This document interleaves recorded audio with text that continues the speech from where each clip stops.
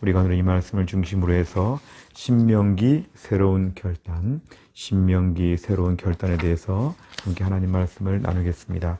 첫 번째로 보시면 명칭에 대한 것을 함께 저희가 다루겠습니다. 히브리어로 볼 때 이 신명기라고 하는 말은 엘레 하드바림 이렇게 되어 있습니다. 이것들은 말씀들이다 이렇게 되어 있습니다.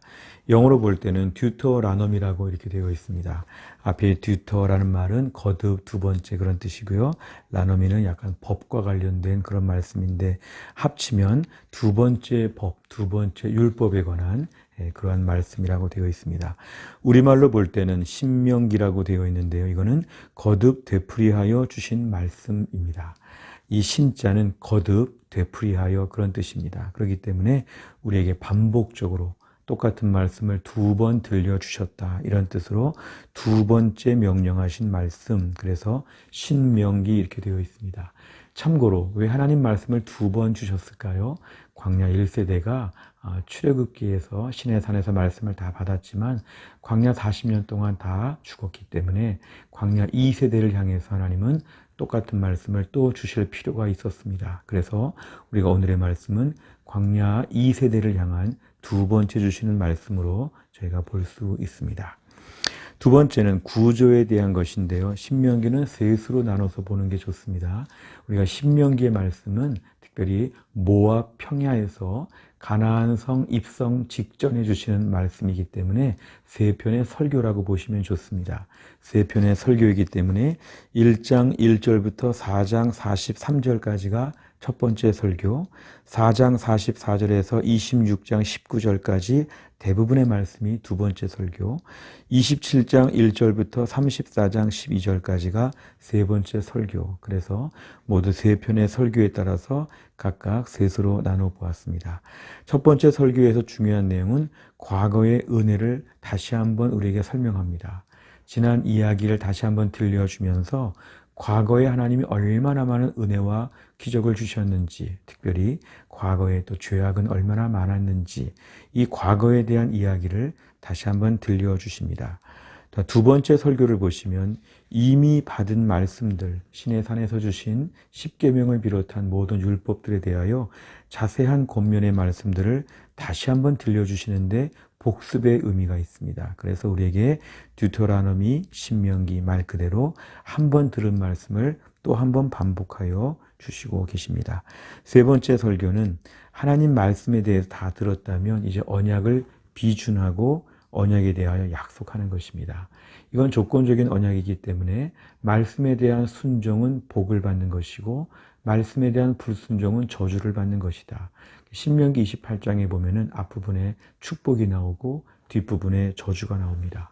결국 하나님 말씀에 대하여 이제 받아들이겠다고 하는 것, 그리고 하나님은 받아들이면 축복이고 불순종하면 저주를 받는다는 것을 통해서 하나님 이 말씀을 꼭 순종해야 된다고 강조하시는 내용이 오늘 세 번째 설교에 등장하는 내용입니다.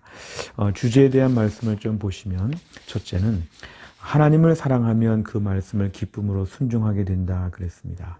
우리가 하나님 말씀을 들을 때 그 말씀의 많은 내용을 어떻게 다 지킬 수 있는가, 그리고 어떻게 전심을 다하여 지킬 수 있는가 참 어렵다 이렇게 볼 수 있는데요.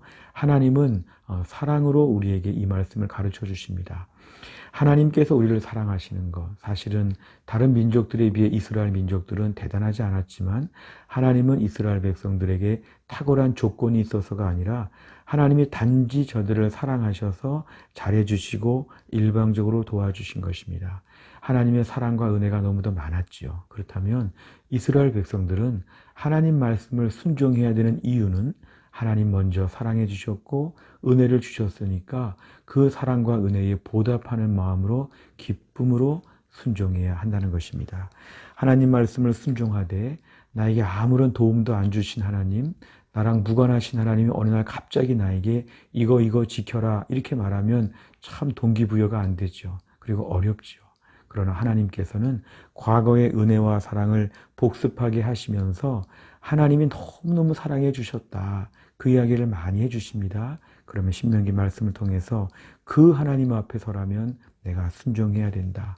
하나님을 사랑하니까 기쁨으로 순종하게 되죠.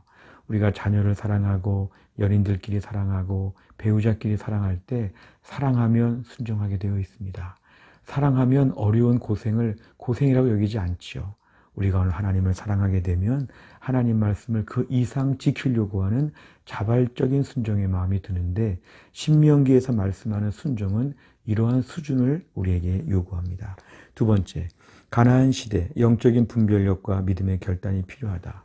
이제 오늘 모압 평야에서 가나안 땅에 들어가기 직전에 요단강 건너기 직전에 주신 이 말씀은 특별히 앞으로 가나안 시대가 만만치 않다는 것입니다.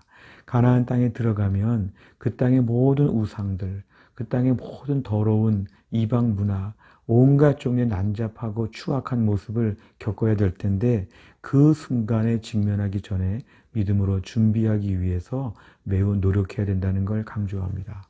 이 한 달 정도의 기간 모압 평야에서 지내면서 이렇게 세 편의 설교를 집중적으로 듣는 이유는 뭐냐면 이제 최후의 준비를 하고 가나안 땅에 들어가야 한다는 것입니다.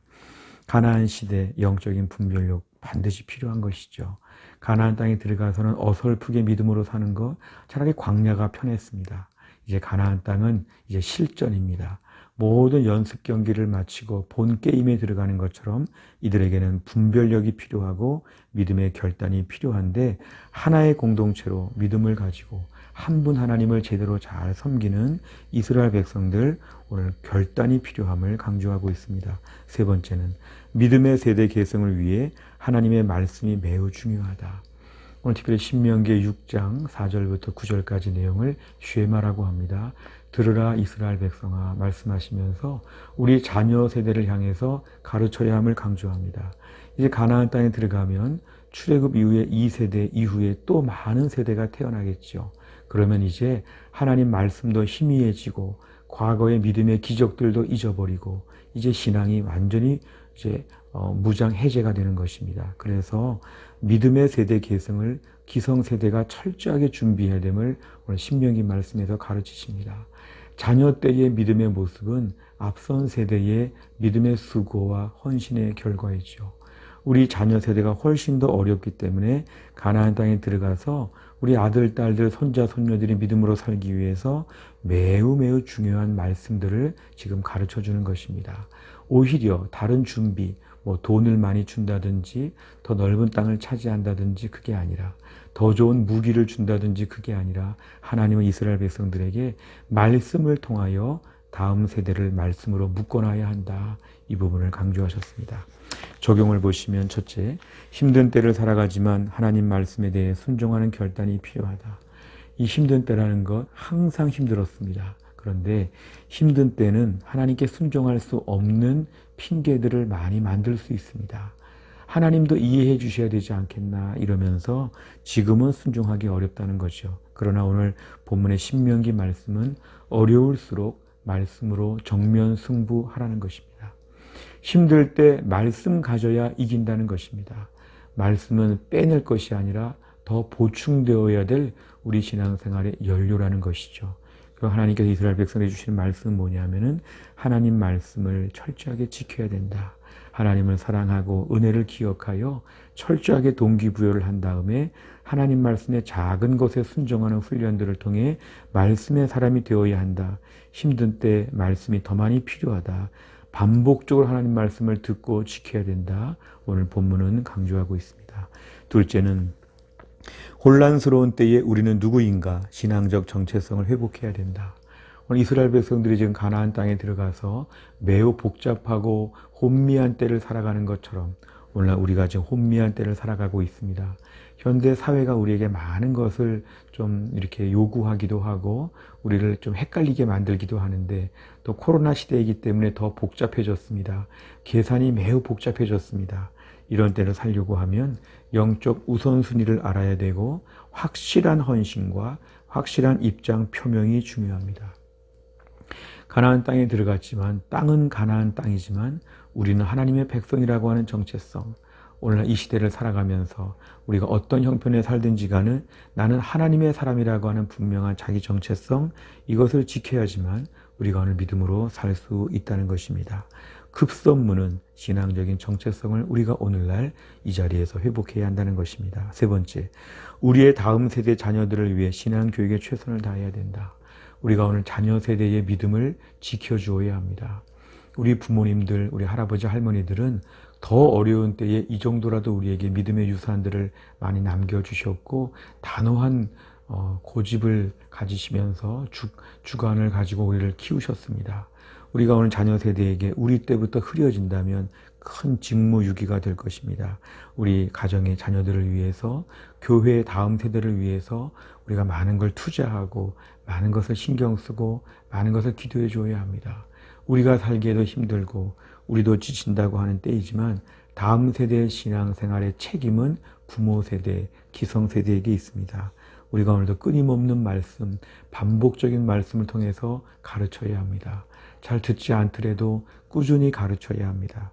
꾸준히 가르치면서 기도하면 우리 다음 세대가 하나님 앞에 튼튼하게 무장될 것입니다. 영적으로 재무장하고 거룩하게 온전히 모습을 갖춰갈 것입니다. 오늘 말씀을 통해서 다음 세대 자녀들을 위해서 신앙교육에 최선을 다해야 한다는 것이 신명기에서 중요한 말씀이었습니다.